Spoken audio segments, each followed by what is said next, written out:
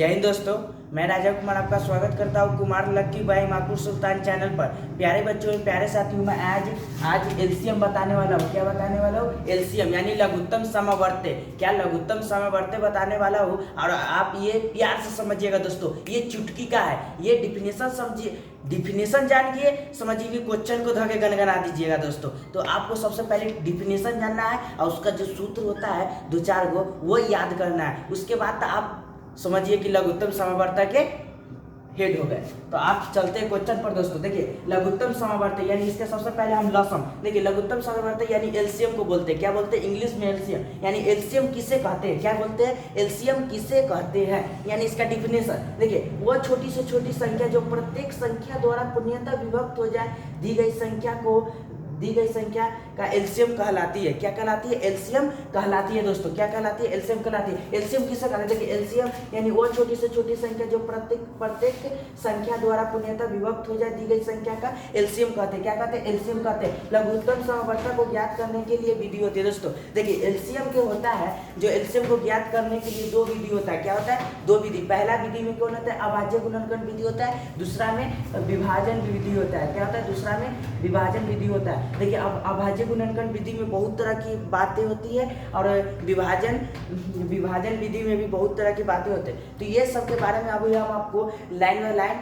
बताऊंगा दोस्तों। तो आप सब हमारे चैनल को एक बार लाइक करें, एक बार एक दूसरे दोस्तों के पास शेयर करें दोस्तों। तो इतने पर आगे बोर्ड पर ध्यान दीजिएगा, क्योंकि आपका लक्ष्य सिर्फ बोर्ड पर ध्यान रहना चाहिए दोस्तों। और आप हमारे बात को बहुत गौर से सुनिएगा, क्योंकि आप एलसीएम का हेड से हेड बनने वाले हैं, यानी चुटकी में क्वेश्चन को उड़ाने वाले। तो देखते हैं दोस्तों अभाज्य गुणनखंड। सबसे पहले हम अभाज्य गुणनखंड के बारे में जानेंगे। तो अभाज्य गुणनखंड विधि यानी एलसीएम को ज्ञात करें। देखिए अभाज्य गुणनखंड जान रहे हैं दोस्तों। देखिए पहले दी हुई संख्याओं में प्रत्येक का अभाज्य गुणनखंड को ज्ञात करेंगे। क्या करेंगे? ज्ञात करेंगे। पहले दी गई संख्या को प्रत्येक अभाज्य गुणनखंड से ज्ञात करेंगे।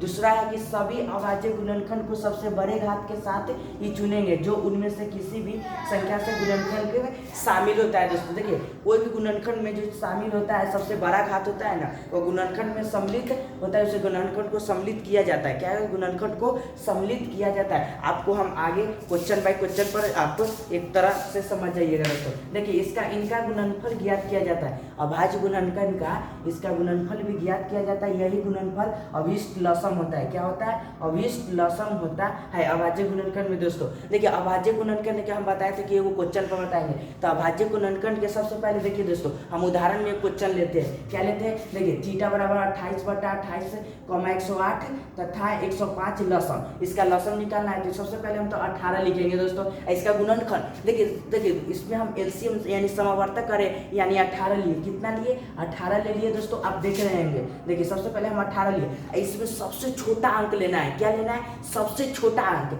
यानी सबसे छोटा है जैसे में 2, इसके 2 के बाद लेना है। देखेंगे कि कटेंगे, मतलब उससे लगता है कि नहीं लगेगा, तो उससे हम आगे बढ़ेंगे। तो 2 लग रहा है, यानी दूनमा मतलब कितना हो जाएगा?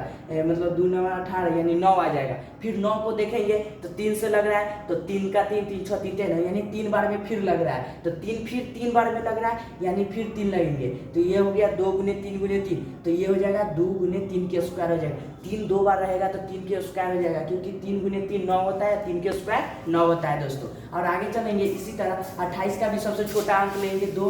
फिर उसके बाद जो आता है मतलब जो लगेगा वही हम लेंगे। तो 2 के बाद जो लगेगा, जैसे में 7 लगा तो 2 गुने 2 7, यानी 2 के स्क्वायर गुने 7 हो जाएगा। 108 के 2 के स्क्वायर 3 के क्यू हो जाएगा। 3 के क्यू यानी 27 दोस्तों। 3 गुने 3 हो जाएगा।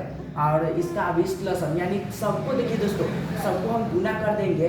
और उसके बाद देखिए सबसे पहले हम जो गुना करेंगे 2 गुने 3 के स्क्वायर हो गया। इधर 2 देखिए 2 का स्क्वायर गुने 7 हो गया। इसमें हम देखेंगे कि कौन कौन चीज लग रहा है। यानी सबसे पहले हम देखेंगे, देखिए इसमें 2 आ रहा है और 3 के पावर आ रहा है, और इसमें सब में मिलाते हुए चलेंगे। और 2 के पावर मिल रहा है तो 2 के पावर लिखेंगे। 3 के क्यू मिला है तो 3 के क्यू लिखेंगे। और लास्ट में 105 के 3 गुने 5 गुने 7 है, तो इसका कोई पावर नहीं है दोस्तों। तो ये लास्ट में उतर जाएगा। कितना? 5 गुने 7 यानी उतर जाएगा। तो इसके हम गुना करने पर कितना होगा? 37 3700 हो जाएगा। तो बोले 3780 आंसर आ जाएगा। कितना? 3780 आंसर आ जाएगा। और दूसरा में हम विभाजन विधि जानते हैं दोस्तों, क्या भी यहाँ पर बताए थे दोस्तों, लघुत्तम समावर्तक का दो होता है, दो विधि होता है। पहला विधि अभाज्य गुणनखंड विधि आपको हम बता दिए दोस्तों, और दूसरा है विभाजन विधि। क्या है? विभाजन विधि। अभी विभाजन विधि तो हम पूरा गौर से जानिएगा दोस्तों, क्योंकि आप एक बार जान लिए तो एलसीएम के पाप हो गए बाप। देखिए दोस्तों, विभाजन विधि द्वारा लसम निकालेंगे। देखिए विभाजन द्वारा, देखिए पहले इसका दो चार को जो थ्योरी होता है ना, उसको मेन हमको पढ़ना है ये, क्योंकि ऑब्जेक्टिव में बार बार पूछ देता है दोस्तों। देखिए दी गई संख्याओं को पास पास एक पंक्ति में रखते हैं, प्रत्येक संख्याओं के बीच एक अर्धविराम रखते हैं। देखिए दोस्तों, आपका ध्यान सीधे बोर्ड पर होना चाहिए दोस्तों। हम आपको बोर्ड पर एक तरह एकदम एक झलक बोर्ड पर देखता कि दोस्तों देखिए दी गई संख्याओं का पास पास एक पंक्ति होता है। क्या होता है? एक पंक्ति होता है। दी गई संख्याओं के पास एक एक पंक्ति रहता है, प्रत्येक संख्या में एक अर्धविराम चिन्ह लगा रहता है, यानी कोमा लगा रहता है। और विभाजन क्या बोल रहे हैं दोस्तों? देखिए विभाजन हम बता रहे हैं, विभाजन विधि में जो बोल रहा है कि प्रत्येक संख्याओं के बीच अर्धविराम में कोमा लगे रहेगा, तो ये कोमा लगा। ये सब आप छोटा छोटा बात को आप गौर से ध्यान दीजिएगा दोस्तों, क्योंकि आपका छोटा छोटा बात ही आपको नंबर दिलाएगा। और आगे चलते दोस्तों, अभाज्य संख्या में 2, 5, 7 इत्यादि ये सबसे छोटी अभाज्य संख्या है, जो देने पर ये संख्याओं में से कम होना चाहिए, क्योंकि कम से कम किन्हीं दो में से पूरा भाग दे सके, क्योंकि दो में से पूरा भाग दे। अगला देखिए दोस्तों, सभी भाज्य को अंतिम संख्याओं के लिए गुणनफल के अभिष्ट लसम होगा। क्या है? अभिष्ट लसम होगा। तो देखिए दोस्तों, इसका भी हम विभाजन विधि का भी उदाहरण लेके बताएंगे दोस्तों, क्योंकि आप बेस्ट तरीका से समझिएगा, क्योंकि आप जो वीडियो देख रहे हैं वो बेस्ट बच्चे हैं। क्या है? बेस्ट बच्चे हैं, और समझने वाले जो भी है आप समझिए कि क्वेश्चन के उड़ा दिए दोस्तों। समझने वाले बच्चे पूरा बेस्ट है। देखिए आप उदाहरण से समझिए दोस्तों। देखिए 2, 4, 6, 8 जानिए दोस्तों, एलसीएम सीखे होंगे तीसरा चौथा में। देखिए तीसरा चौथा में सीखना है ये पूरा।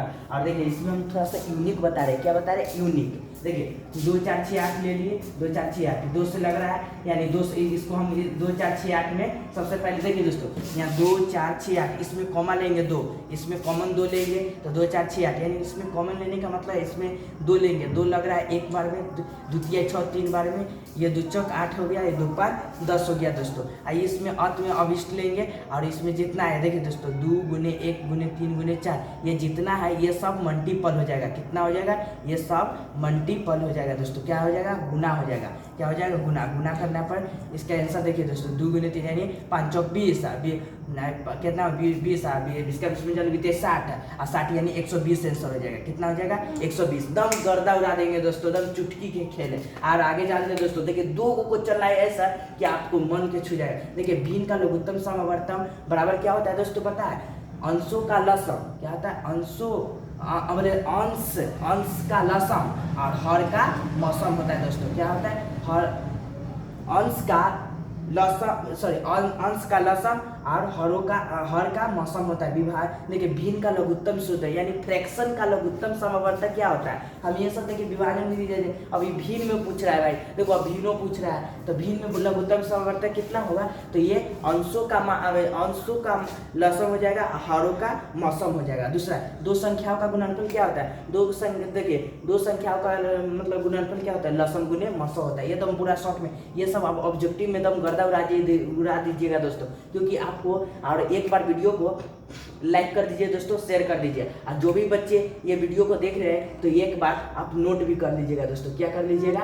एक बार इसे जितना लिखा हुआ है एक बार आप अच्छे तरह से नोट कर लीजिएगा, क्योंकि आप नोट करिएगा, याद करिएगा, उसके बाद ही आपको क्वेश्चन बनेगा। और आज के लिए इतना ही वीडियो दोस्तों लघुत्तम समवर्तक के लिए, और अगले वीडियो हम फिर लेकर आएंगे दोस्तों। तो आज के लिए इतना ही। जय हिंद, जय भारत।